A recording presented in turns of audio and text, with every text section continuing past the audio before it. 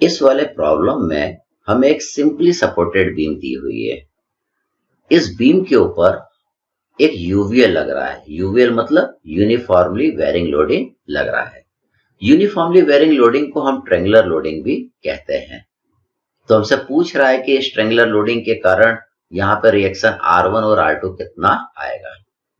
अगर हमें R1 R2 reaction निकालना है तो सबसे पहले हमको इस ट्रेंगुलर लोडिंग का टोटल वेट निकालना सीखना पड़ेगा, और सेकंड, इसका टोटल वेट कहां पे एक्ट करेगा इस ट्रेंगल के, ये भी निकालना हमको सीखना पड़ेगा।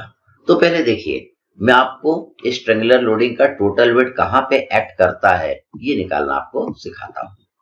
तो देखिए, ये आपको एक ट्रेंगुलर लोडिंग नजर आ रही है जो कि एक राइट एंगल ट्रेंगल बन रहा है। इस राइट एंगल ट्रेंगल का बेस कितना है, B। तो इस राइट एंगल ट्रेंगल का जो टोटल वेट एक्ट करता है वो इस राइट एंगल ट्रेंगल के CG पे करता है। तो इस राइट एंगल ट्रेंगल के CG का हमको ये वाला डिस्टेंस निकालना है यहां से।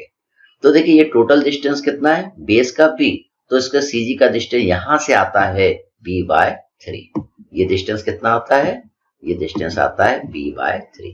मतलब इस राइट एंगल ट्रेंगल का जो वेट है इसके CG पे एक्ट करेगा, और कैसा एक्ट करेगा, वर्टिकली डाउनवर्ड। अगर हमें इस राइट एंगल ट्रेंगल के CG का डिस्टेंस इस साइड से निकालना है, कौन सा डिस्टेंस निकालना है, ये वाला, तो हम क्या करेंगे, इस B में से B/3 को माइनस कर देंगे, तो इस राइट एंगल ट्रेंगल के CG का यहां से डिस्टेंस आ जाएगा 2B/3। देखिए, अभी इस वाले प्रॉब्लम में मैंने राइट एंगल ट्रेंगल की आपको CG निकालना सिखाया है।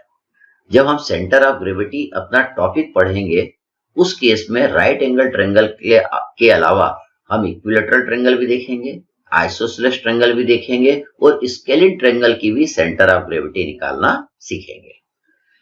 अब देखिए, इस ट्रेंगुलर लोडिंग का वेट हम किस तरीके से निकालते हैं, टोटल वेट। देखिए ये ट्रेंगल बना है, ट्रेंगल का बेस को मैंने लिखा है 9 मीटर, और इस ट्रेंगल का हाइट को मैंने लिया है 10 न्यूटन पर मीटर। ये जो लोड बढ़ रहा है किस रेट से बढ़ रहा है, 10 न्यूटन पर मीटर के हिसाब से बढ़ रहा है। तो जिस रेट से ये वेट बढ़ता है उसको हम क्या करते हैं, ट्रेंगल का परपेंडिकुलर बना देते हैं।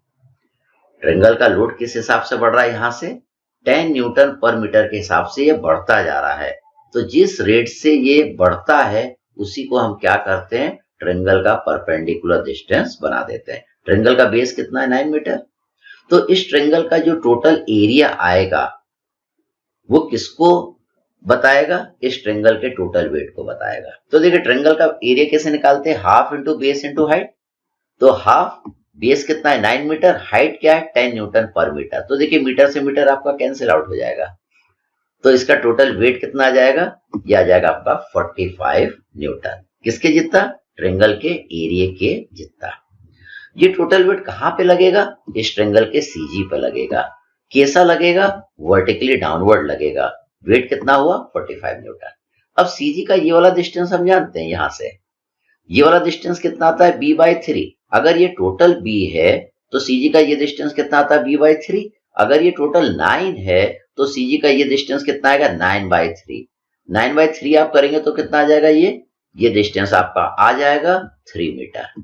तो देखिए, इस ट्रेंगल का हम टोटल वेट निकाल लिए हैं, जो कि ट्रेंगल के एरिया के जितना आया, वो कितना है 45 न्यूटन, और ट्रेंगल का टोटल वेट कहां पे लग रहा है, यहां से 3 मीटर पे लग रहा है।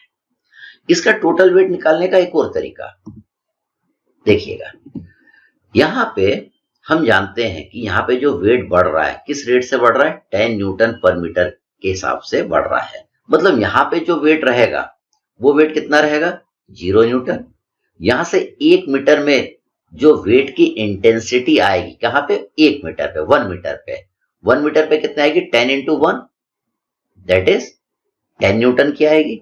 यहां से 2 मीटर पे वेट की जो इंटेंसिटी आएगी, 2 मीटर पे कितनी आएगी, 10 इंटू 2, दैट इज 20 न्यूटन। यहां से 3 मीटर पे वेट की इंटेंसिटी कितनी आएगी, 10 इंटू 3, 10 इंटू 3 करेंगे तो कितना आ जाएगा, 30 न्यूटन। इसी तरह यहां से 4 मीटर पे जो फोर्स लगेगा या जो वेट लगेगा वो कितने का रहेगा, 40 न्यूटन। यहां से 5 मीटर पे जो फोर्स लगेगा वो रहेगा 50 न्यूटन का। 6 मीटर पे जो लगेगा वो 60 न्यूटन का। 7 मीटर पे जो फोर्स लगेगा 70 न्यूटन का। 8 मीटर पे जो फोर्स लगेगा 80 न्यूटन का, और यहां से 9 मीटर पे जो फोर्स लगेगा वो लगेगा 90 न्यूटन का।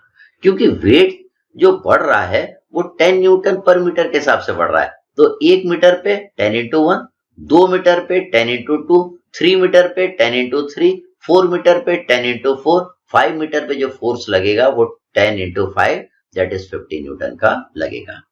तो देखिए यहाँ पे फोर्स कितना लग रहा है 0 न्यूटन, और मैक्सिमम कितना लग रहा है 90 न्यूटन। अब इसका अपने को टोटल वेट निकालना है, तो अपन क्या करेंगे, एवरेज निकाल देंगे, minimum plus maximum divided by 2 कर देंगे, तो यूनिफॉर्मली वेरिंग लोडिंग का क्या आ जाएगा, टोटल वेट आ जाएगा। कैसे निकाला हमने एवरेज, कैसे निकालेंगे, 0 प्लस 90 डिवाइडेड बाय 2, तो देखिए इसका टोटल वेट कितना आ जाएगा 45 न्यूटन आ जाएगा। तो आइदर आप इस तरीके से निकालें या आप इसका टोटल वेट इस तरीके से निकालें, ये तरीका मच बेटर रहता है। मतलब हमें इस तरीके में क्या याद रखना है, ट्रायंगल की हाइट कितना रहेगा, जिस इंटेंसिटी से आपका यूवीएल बढ़ रहा है वो ट्रायंगल की हाइट रहेगा। बाकी बेस आपको दिया है। तो देखिए अगर ये आपका ट्रायंगल है, इसका टोटल वेट निकालना है, तो अपन क्या करेंगे, half into base into height. Height कितना आपका 10 न्यूटन पर मीटर। हाइट किसको लेना है, जिस इंटेंसिटी से आपका यूवीएल बढ़ रहा है। तो देखिए इसका टोटल वेट निकाल लिया, half into 6 metre into 10 newton per metre, metre से मीटर कट जाएगा, तो इसका टोटल वेट आ गया 30 न्यूटन। अब इसका 30 न्यूटन का टोटल वेट कहां पे लगेगा, इस ट्रायंगल के सीजी पे लगेगा। कैसा लगेगा, वर्टिकली डाउनवर्ड लगेगा, इसको मैंने 30 न्यूटन लिख दिया। अब ट्रायंगल के सीजी का डिस्टेंस यहां से निकालना है। अगर देखिए यहां से निकालना रहता तो ये आता आपका b/3, देखिए यहां से निकल रहा है b/3, ये मतलब ये वाला डिस्टेंस भी आपका होगा b/3, लेकिन हमको तो इस साइड से निकालना है। इस साइड से सीजी का डिस्टेंस कितना आता है 2b/3। ये देखिए यहाँ पे 2b/3, यहां से हमने क्या करा, इस ट्रायंगल को रोटेट कर दिया वर्टिकल एक्सिस के अबाउट 180 डिग्री, तो ट्रायंगल ऐसा बन जाएगा। तो हम जानते हैं कि ट्रायंगल को रोटेट करने से ट्रायंगल की सीजी कभी भी चेंज नहीं होती है। अगर ट्रायंगल की सीजी का डिस्टेंस यहां से 2b/3 है, तो यहां से भी ये 2b/3 आएगा। जब आप 2b/3 करेंगे तो आपको ये दूरी पता चल जाएगी, तो ये डिस्टेंस 2b/3 करने पर कितना आ जाएगा आपका, ये 4 मीटर आ जाएगा। तो देखिए आपने यूवीएल का टोटल वेट निकाल लिया, और ये वेट की दूरी यहां से भी निकाल ली, ये डिस्टेंस कितना आएगा 4 मीटर आएगा। अब हम अपने प्रॉब्लम को सॉल्व कर देते हैं, अब आराम से सॉल्व हो जाएगा। तो इन सबको हम हटा देते हैं।